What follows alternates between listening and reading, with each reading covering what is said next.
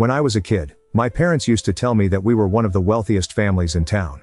They'd talk about how we owned multiple properties, had investments in places like New York and London, and that one day, it would all belong to me and my siblings. My dad would often tell us how fortunate we were, and that we had a legacy to protect. They painted this picture so vividly that I had no reason to doubt it. I truly thought we were wealthy.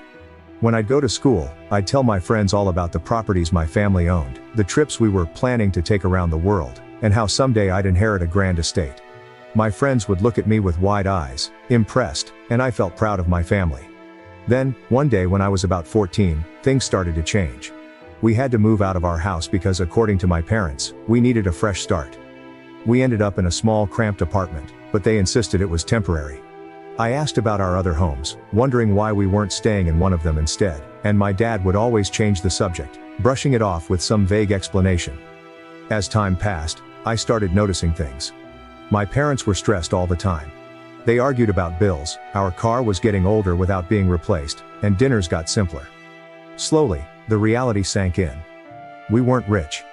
In fact, we were far from it. Years later, I learned the truth. We never owned any properties, and there was no legacy. My parents had created that lie to protect us from the reality of our financial struggles. They wanted us to feel proud of our family and to dream big, even if it meant building those dreams on a foundation that wasn't real. Looking back, I understand why they did it, but for a long time, it left me with a strange feeling. That lie shaped my childhood, filling me with a sense of security and pride that wasn't real. Now, as an adult, I sometimes wonder if I'll ever truly know what's real and what's just another well-intentioned story.